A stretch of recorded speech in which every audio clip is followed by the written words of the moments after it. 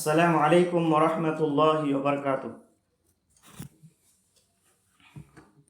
بسم اللہ الرحمن الرحیم، نحمد ونصلی علی رسولہ الکریم، اما بعد، رب اشرح لی صدری ویسر لی امری واحلل عقدۃ من لسانی یفقہوا قولی، رب زدنی علما، اللہم رب زدنی علما، اللہم صلی وسلم علی نبینا محمد صلی اللہ علیہ وسلم۔ محترم حضرات، آج کے درس کا موضوع ہے دین اسلام اور ہماری شادیاں۔ اس موضوع کے تعلق سے پچھلے ہفتے ہم نے ہمارے سماج میں پائے جانے والے چند غلط رسم و رواج کا تذکرہ کیا تھا۔ مثلا شادی میں دینداری کو ترجیح نہ دینا، اپنی مرضی سے اپنی پسند سے لڑکی کی شادی کرنا، چاہے لڑکی راضی ہو یا نہ ہو۔ اسی طرح لو میرج اور کورٹ میرج کے ذریعے نکاح کرنا اسلام کی نظر میں، اسی طریقے سے منگنی اور اس میں ہونے والے غلط رسم و رواج جس میں بے حیائی اور گناہ کے کام کیے جاتے ہیں، اور یہ بھی بتایا گیا تھا کہ دنیا اور آخرت کی کامیابی اسی میں ہے کہ ہم ان غلط رسم و رواج کو چھوڑیں اور اسلامی طور طریقوں کو اپنائیں، صحابہ کرام اور سلف صالحین کے نقش قدم پہ چلیں، اسی میں خیر و بھلائی ہے، کامیابی ہے۔ تو پچھلے درس میں رشتہ دیکھنے سے لے کر منگنی تک بات ہوئی تھی قرآن و سنت کی روشنی میں، اور یہ بتایا گیا تھا کہ منگنی بھی حرام ہے، اور منگنی میں کئی ایسے کام ہیں جو حرام ہیں۔ منگنی یہ کفار کا طریقہ ہے، اور اس کو اپنانا کفار کی مشابہت اختیار کرنا ہے۔ اس لیے مسلمانوں کو چاہیے کہ ان چیزوں سے مکمل طور پر اجتناب کریں۔ محترم حضرات، آج کے درس میں ہم یہ جاننے کی کوشش کریں گے کہ منگنی کے بعد سے لے کے نکاح سے پہلے تک چند بڑے رسم و رواج کو انجام دیا جاتا ہے۔ ان چیزوں کو ہم سمجھنے کی کوشش کریں گے مختصراً۔ جیسے ہماری شادی بیاہ کے رسم و رواج میں سے ایک رسم یہ ہے کہ منگنی کے بعد 1 سال 2 سال یا 3 سال کے بعد نکاح ہوتا ہے۔ ایک لمبا عرصہ گزرنے کے بعد نکاح ہوتا ہے۔ اگر کسی عذر کی بنا پر ایسا ہوتا ہے تب تو کوئی بات نہیں، لیکن اگر کوئی عذر نہیں ہے اور رشتہ پکا ہو گیا ہے تو جتنا جلدی ہو نکاح کر دینا چاہیے، بلا کسی وجہ سے تاخیر نہیں کرنا چاہیے، کیونکہ جب رشتہ پکا ہو جاتا ہے اور جلدی نکاح نہیں ہوتا تو اس دوران کئی لڑکے اور لڑکیاں کئی غلطیاں کر لیتے ہیں۔ مثلا دونوں کی باتیں شروع ہو جاتی ہے، ویڈیو کالنگ باتیں کرتے ہیں، اسی طرح ملنا جلنا شروع ہو جاتا ہے۔ یہ سب زنا کی طرف لے جانے والے راستے ہیں۔ اللہ تعالیٰ نے زنا کو حرام قرار دیا ہے نا، اور یہ جو طریقے ہیں زنا کی طرف لے جانے والے طریقے ہیں۔ اللہ تعالیٰ نے فرمایا وَلَا تَقْرَبُوا الزِّنَا إِنَّهُ كَانَ فَاحِشًا وَسَاءَ سَبِيلًا، کہ زنا کے قریب بھی نہ جاؤ کیونکہ یہ بے حیائی ہے۔ لہذا جب رشتہ فائنل ہو جائے تو نکاح کر دینا چاہیے، اسی میں خیر ہے، بھلائی ہے انشاءاللہ۔ اسی طرح شادی کے رسم و رواج میں سے ایک رسم ہے ایار کا رسم۔ بہت سارے لوگ ہو سکتا ہے کہ نہ بھی سنے ہوں۔ اس میں ہوتا یہ ہے کہ جس کے گھر میں شادی ہوتی ہے، یہ لوگ شادی ہونے سے پہلے ہی اپنے رشتہ داروں میں کپڑے بھیجتے ہیں، بڑے چھوٹے سب کے لیے نئے کپڑے بھیجتے ہیں۔ یاد رکھیں، کسی کو تحفہ تحائف دینا کوئی غلط نہیں ہے، بلکہ یہ تو اچھی چیز ہے، لیکن اس وقت یہ غلط ہو جاتا ہے جب اسے ایک رسم کے طور پر ادا کیا جائے۔ اس رسم میں کئی خرابیاں ہیں، جانتے ہیں؟ پہلی خرابی یہ ہے کہ یہ فضول خرچی ہے جس سے شریعت نے منع کیا ہے۔ دوسری چیز یہ ہے کہ اس رسم میں بہت سارے لوگوں کے لیے نکاح کرنا مشکل ہو جاتا ہے، کیونکہ ان کے پاس اتنی فراوانی نہیں رہتی کہ وہ اپنے رشتہ داروں کو کپڑا پہنائے اور پھر شادی کرے۔ اس لیے بعض لوگ بعض لوگوں کی تو اچھی خاصی عمر ہو جاتی ہے تب بھی شادی نہیں کر پاتے، اور بعض لوگ شادی کرتے بھی ہیں تو قرض لے کے یا سود پر پیسہ لے کے ان رسموں کو ادا کرتے ہیں اور پھر شادی کرتے ہیں، کیونکہ وہ مجبور ہوتے ہیں کہ اگر میں اپنے رشتہ داروں کو کپڑا نہ پہناؤں تو ہمارے رشتہ دار کیا کہیں گے، ہمارے سماج میں ہماری بے عزتی ہوگی۔ تو اس ڈر سے وہ پیسہ قرض پر لیتے ہیں یا سود پر لیتے ہیں اور پھر ان رسموں کو ادا کرتے ہیں، نعوذ باللہ من ذالک۔ ذرا سوچیں کہ اللہ کے نبی صلی اللہ علیہ وسلم نے فرمایا کہ بہترین نکاح وہ ہے جو آسان تر ہو، لیکن افسوس کہ آج کے موجودہ وقت میں نکاح کو بیجا رسم و رواج کی وجہ سے مشکل بنا دیا گیا ہے۔ یہی وجہ ہے کہ کتنی لڑکیوں کی شادی نہیں ہو پاتی، ان کی آدھی سے زیادہ عمر شادی کے انتظار ہی میں گزر جاتی ہے۔ اسی طرح کتنے نوجوان لڑکے بھی ان رسم و رواج کی وجہ سے شادی نہیں کر پاتے، اپنی اچھی خاصی زندگی ایسے ہی گزار دیتے ہیں۔ تو موجودہ زمانے میں لوگوں نے نکاح کو بہت زیادہ مشکل بنا دیا ہے، اور شادی کے مقابلے میں زنا آسان ہو گیا ہے۔ ہمارا معاشرہ صاف ستھرا معاشرہ اور پاکیزہ معاشرہ کب ہوگا میرے بھائی؟ جب ہم نکاح کو مشکل نہیں بلکہ آسان بنائیں گے، نکاح کو تمام خرافات سے، رسم و رواج سے پاک کریں گے، تب ہمارا معاشرہ ایک صاف ستھرا اور پاکیزہ معاشرہ ہوگا۔ اسی طرح شادی کے رسم و رواج میں سے ایک رسم ہے ہلدی، یعنی ہلدی کا رسم۔ نکاح سے 1-2 دن پہلے مہندی یا ہلدی کا رسم ہوتا ہے۔ یہاں پر ایک قاعدہ اچھے سے سمجھ لیں کہ ہر وہ کام جس میں کافروں سے مشابہت ہوتی ہے یا غیر شرعی اقدام ہوتے ہیں وہ شرعاً جائز نہیں ہے۔ اگر کافروں سے مشابہت ہوتی ہے تو شرعاً وہ حرام ہے، لیکن اگر کافروں سے تو مشابہت نہیں ہوتی لیکن شریعت میں حرام ہے، قرآن و سنت کی روشنی میں وہ کام حرام ہے، تو وہ کام کرنا بھی کیا ہے؟ حرام ہے، جائز نہیں ہے۔ اب جہاں تک مہندی کا رسم ہے تو یہ سب لگاتے ہیں، چاہے ہندو ہو، مسلمان ہو، سکھ ہو، عیسائی، سب کو استعمال کرتے ہیں، کسی خاص مذہب کے ساتھ اس کا کوئی تعلق نہیں ہے، تو اس میں مشابہت کے اعتبار سے کوئی حرج نہیں ہے۔ اور جہاں تک ہلدی لگانے کا سوال ہے تو اگر کوئی صرف اس لیے لگائے تاکہ لڑکا یا لڑکی کا رنگ تھوڑا سا نکھر جائے یا اس سے خوشبو ملے تو اس میں کوئی حرج نہیں ہے، لیکن اگر اس ہلدی کے رسم میں کوئی غیر شرعی رسم ہو تو یہ بالکل درست نہیں ہے۔ جیسے اس میں بے پردگی ہوتی ہے، یعنی جب کسی کو ہلدی لگایا جاتا ہے تو اس میں کیا ہے؟ بے پردگی ہوتی ہے، مرد و عورت کا اختلاط ہوتا ہے، نکاح کرنے والے لڑکے کو بٹھا دیا جاتا ہے اور غیر محرم عورتیں ان کو ہلدی یا مہندی لگاتی ہیں اور گانے بجائے جاتے ہیں، فوٹوگرافی ہوتی ہے۔ تو یہ ایسی چیزیں ہیں جس سے شریعت نے کیا ہے؟ منع کیا ہے، یہ حرام چیزیں ہیں، محرمات میں سے یہ چیزیں ہیں۔ لیکن افسوس کہ مسلمانوں کی شادی کے موقع پر یہ سب کچھ ہوتا ہے جس سے ہمیں پرہیز کرنا ضروری ہے کہ ہم ان چیزوں سے پرہیز کریں۔ اسی طرح شادی بیاہ کے رسم و رواج میں سے ایک رسم ہے گیت گانا، یعنی شادی بیاہ کے موقع پر عورتیں ایک جگہ جمع ہو جاتی ہیں اور گیت گاتی ہیں، جسے گانا بھی کہتے ہیں۔ یاد رکھیں شادی کے موقع پر عورتوں کا ایک جگہ جمع ہو کر گیت گانا جائز ہے، چند شرائط کے ساتھ کہ وہ گیت شرک یا فحش گانوں پر مشتمل نہ ہو، کیونکہ بعض ایسے گیت ہوتی ہے عورتوں کی جو شرکیہ گیت ہوتی ہے یا فحش گانے ہوتے ہیں، تو یہ جائز نہیں ہے۔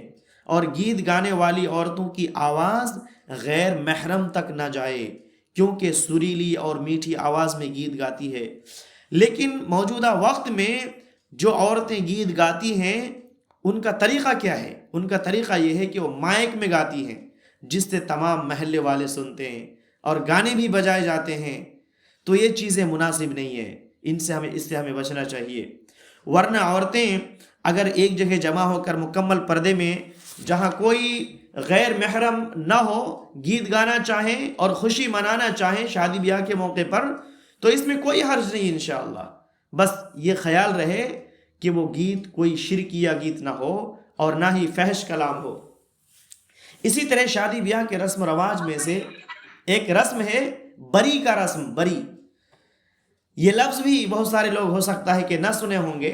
بری کا رسم، اس رسم میں کیا ہوتا ہے، دلہا کے گھر سے دلہن کے گھر میں جو سامان بھیجے جاتے ہیں جیسے دلہن کے کپڑے، زیورات اور دوسرے تحفے تحائف اور کھانے پینے کی چیزیں وغیرہ، تو ان تمام چیزوں کو بہترین انداز میں سجا کر دلہن کے گھر میں بھیجا جاتا ہے اور پھر ان تمام چیزوں کی نمائش کی جاتی ہے. دلہن کے گھر میں دکھایا جاتا ہے سب کو، ان تمام چیزوں کو سجا کر رکھا جاتا ہے دوسروں کو دکھانے کے لیے، تاکہ یہ سب سامان دینے والوں کی تعریف ہو کہ واہ کتنی اچھی اور مہنگی چیزیں ہیں، اور لوگ یہ کہنے پر مجبور ہو جائیں کہ لڑکے والے بڑے فراخ دل والے ہیں. یاد رکھیں یہ ریاکاری ہے جس سے اللہ کے نبی صلی اللہ علیہ وسلم نے منع کیا ہے. اور آپ صلی اللہ علیہ وسلم فرماتے ہیں ان اخوف ما اخاف علیکم الشرک الاصغر الریا، میں تم پر سب سے زیادہ جس چیز کا خوف رکھتا ہوں یعنی ڈرتا ہوں وہ شرک اصغر ہے، یعنی ریا ہے. تو ہمیں ریاکاری سے بچنا چاہیے. اور یہ بری کا رسم جو لوگ انجام دیتے ہیں یہ ریاکاری کرتے ہیں، لہٰذا ہم سب کو ریاکاری سے بچنا انتہائی ضروری ہے، ہم سب کو بچنا چاہیے. اب جو لوگ بھی ان چیزوں کو دیکھتے ہیں، ان بری کے رسم کو دیکھتے ہیں، ان میں سے کتنے لوگوں کے دلوں میں یہ بات پیدا ہوتی ہے کہ آج جتنا سامان یہ لوگ دیے ہیں کل میری شادی میں اس سے زیادہ سامان دوں گا، ان سے زیادہ مہنگی چیزیں دوں گا. یعنی ان غلط رسم و رواج میں پھر ایک دوسرے سے سبقت کرنے کا شوق پیدا ہوتا ہے، اور یہ رسم و رواج ختم کیا ہوگا، اس میں نئی نئی شکلیں جنم لیتی رہتی ہے. لیکن جو لوگ غریب ہیں اور اپنی شادی کو لے کر بڑے فکر مند ہوتے ہیں اپنی شادی کیسے کریں، ان تمام رسم و رواج کی موجودگی میں کیسے اپنی شادی کریں، اپنی بچیوں کی یا اپنے لڑکے کی شادی کیسے کریں، وہ پریشان رہتے ہیں. اب ان کے پاس دو ہی راستے ہیں، یا تو مفلسی کی وجہ سے شادی ہی نہ کریں، یا تو پھر قرض لے کر وہ شادی بیاہ کے رسم و رواج کو ادا کریں. اب یہ لوگ سوچتے ہیں کہ جب دوسرے لوگ ان رسم و رواج کو انجام دے رہے ہیں تو ہمیں بھی ویسے ہی کرنا ہے جیسے مطلب وہ لوگ کر رہے ہیں، ہمیں کرنا ہی پڑے گا. نہ چاہتے ہوئے بھی قرض لے کر یا سود پر پیسہ لے کر ان رسم و رواج کو یہ لوگ ادا کرتے ہیں، چاہے گاؤں کے ڈر سے ہو یا سوسائٹی کے ڈر سے ہو. لوگ ہمیں کیا کہیں گے، جبکہ رشتہ دیکھنے سے لے کر نکاح تک اسراف ہی اسراف ہوتا ہے. تو لوگوں کے ڈر سے یا سوسائٹی کے ڈر سے کہ لوگ ہمیں تانا دیں گے، ہماری بے عزتی کریں گے، ہمارا مذاق اڑائیں گے، تو جو مڈل کلاس کے لوگ ہوتے ہیں یا اس سے نچلے طبقے کے لوگ ہوتے ہیں وہ بیچارے بہت زیادہ پریشان ہوتے ہیں. میرے بھائیوں، تو ہمیں رسم و رواج سے بچنے کی ضرورت ہے. اب ذرا سوچیں کہ شروع سے لے کر آخر تک، جب سے لڑکی دیکھنے جاتے ہیں اس وقت سے لے کر شادی ہونے تک کتنی فضول خرچیاں ہوتی ہیں، کتنے زیادہ رسم و رواج کو انجام دیا جاتا ہے، محرمات کا ارتکاب کیا جاتا ہے، محرم و غیر محرم کی دھجیاں اڑائی جاتی ہے، اللہ اور اس کے رسول صلی اللہ علیہ وسلم کی نافرمانیاں کی جاتی ہیں، اور اس میں کمزور طبقہ کے لیے شادی کرنا انتہائی مشکل ہو جاتا ہے. میرے بھائیوں، اسی طریقے سے شادی بیاہ کے رسم و رواج میں سے ایک رسم کیا ہے، چائے پان کا رسم. اس رسم کو اتنا زیادہ اہمیت دی جاتی ہے کہ اگر کوئی نیا آدمی یہ رسم کرتے ہوئے دیکھے کسی کو، کسی محفل میں جائے اس چائے پان کے رسم میں، تو ایسا لگے گا کہ آج شادی ہو رہی ہے. یعنی بہت بڑی محفل سجائی جاتی ہے، کھانے پینے کا انتظام کیا جاتا ہے، بہت زیادہ فضول خرچیاں کی جاتی ہیں. یعنی ولیمے کو اہمیت نہیں دیتے جس کا حکم اللہ کے نبی صلی اللہ علیہ وسلم نے دیا ہے کہ اولیم ولو بشاتن، ولیمہ کرو اگرچہ ایک بکری ہی کیوں نہ ہو. لیکن بہت سارے لوگ ایسے ہیں کہ ولیمہ نہیں کرتے، ولیمہ میں چند ہی لوگوں کو بلاتے ہیں، لیکن ان چائے پان میں بہت سارے لوگوں کو بلاتے ہیں اور دعوت دیتے ہیں. تو ان تمام غلط رسم رواج سے ہم بچنے کی ضرورت ہے۔ محترم حضرات، خلاصہ یہ ہے کہ شادی بیاہ میں بے پناہ فضول خرچیاں کی جاتی ہے، جبکہ اللہ تعالیٰ نے فضول خرچی کرنے سے منع کرتے ہوئے فرمایا ان المبذرین کانوا اخوان الشیاطین، فضول خرچی کرنے والے شیطان کے بھائی ہیں۔ تو اب سوال یہ ہے کہ کیا ہم میں سے کوئی بھی شیطان ملعون کا بھائی بننا چاہتا ہے؟ جواب یقیناً نفی میں آئے گا کہ ہرگز نہیں، یعنی ہم میں سے کوئی بھی شیطان کا بھائی نہیں بننا چاہے گا۔ تو پھر آج ہی سے ان تمام رسم و رواج کو چھوڑیں، شادی بیاہ کو آسان بنانے کا عہد کریں اور فضول خرچی نہ کریں۔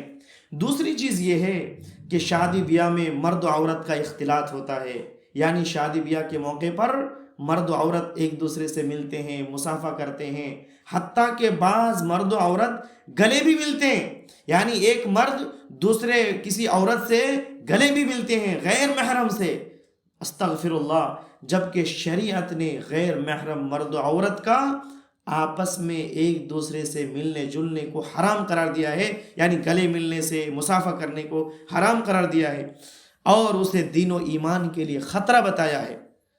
محترم حضرات، اللہ اور اس کے رسول نے ہر ایک کے لیے جو حد متعین کی ہے، ہم سب کو چاہیے کہ ان تمام حدوں کو پامال نہ کریں، ان حدوں کو پار نہ کریں، اسی میں ہمارے لیے خیر ہے، دنیا میں بھی آخرت میں بھی۔